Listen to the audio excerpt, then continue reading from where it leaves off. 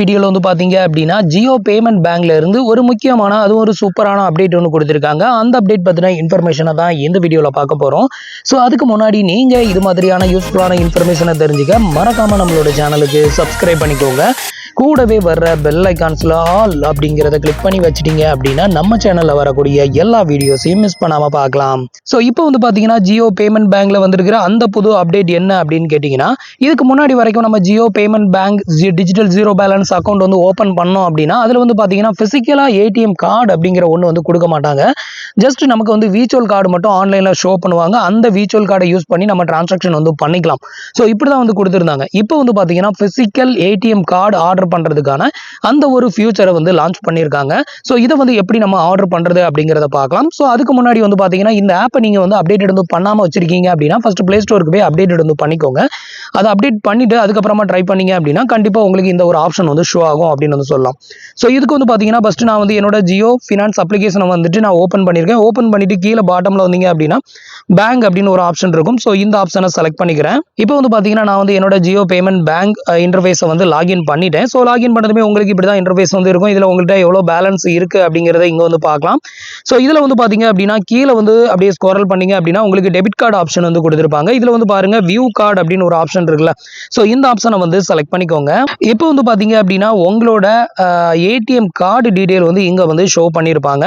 இதுக்கு கீழே வந்து பாருங்க apply for the debit card அப்படின்னு ஒரு ஆப்ஷன் வந்து கொடுத்துருக்காங்க பாருங்க. ஸோ இதை யூஸ் பண்ணி நம்ம வந்து பிசிக்கல் ஏடிஎம் கார்டு வந்து ஆர்டர் பண்ணிக்கலாம். இப்போ பாருங்க நான் வந்து கிளிக் பண்ணி காமிக்கிறேன். அப்ளை ஃபார் டெபிட் கார்டு அப்படிங்கிற ஆப்ஷனை வந்து செலக்ட் பண்ணிக்கிறேன். ஸோ இப்போ வந்து அதை வந்து நம்ம செலக்ட் பண்ணிட்டோம் அப்படின்னா நமக்கு ஏடிஎம் கார்டு எந்த மாதிரி கிடைக்கும் அப்படிங்கிற அந்த பிக்சர் வந்து இங்கே வந்து கொடுத்துருக்காங்க பாருங்க. ஸோ நீங்க வந்து இந்த ஒரு ஏடிஎம் கார்டுக்கு ஆர்டர் பண்ணீங்க அப்படின்னா உங்களுக்கு இந்த கார்டு தான் வந்து கிடைக்கும். இது வந்து பார்த்தீங்கன்னா platinum RuPay type ATM card வந்து கொடுக்குறாங்க.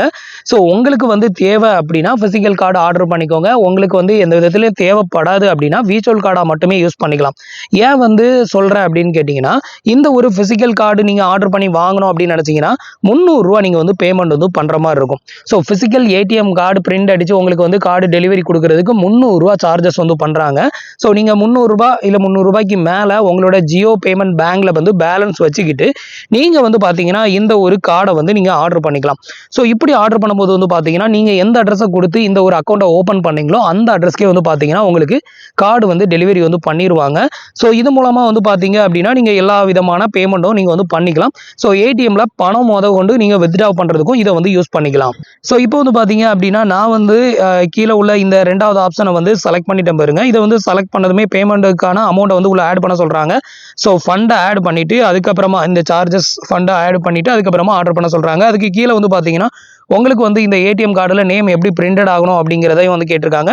ஸோ அதை வந்து இங்கே வந்து செக் பண்ணிக்கலாம். செக் பண்ணிட்டு இந்த டிக் பாக்ஸையும் டிக் பண்ணி விட்டுட்டு ப்ரொசீட் கொடுத்துட்டீங்க அப்படின்னா உங்கள் அக்கௌண்ட்டில் பேலன்ஸ் இருந்தால் மட்டும்தான் கார்டு வந்து ஆர்டர் ஆகும்.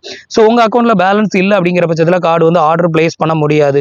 ஸோ உங்ககிட்ட வேற எந்த ஒரு பேங்க் அக்கௌண்ட்டும் இல்லை, நான் வந்து இந்த அக்கௌண்ட்டை தான் மெயின் அக்கௌண்ட்டாக யூஸ் பண்ணுறேன், எனக்கு இதில் ஏடிஎம் கார்டு வேணும் அப்படிங்கிறவங்க வேணா இதை தாராளமாக நீங்கள் வந்து ஆர்டர் பண்ணிக்கலாம். இந்த ஏடிஎம் கார்டில் கிடைக்கக்கூடிய ஒர்த்தபிள் பெனிஃபிட் வந்து பார்த்தீங்கன்னா 2400 ரூபாய்க்கு ஒர்த்தான பெனிஃபிட் வந்து கிடைக்கும் அப்படின்னு சொல்லியிருக்காங்க. இந்த ஒரு ஏடிஎம் கார்டில் வந்து பார்த்தீங்கன்னா ஏர்போர்ட் லான்ச் ஆக்சஸ் வந்து அவைலபிளாக இருக்குது.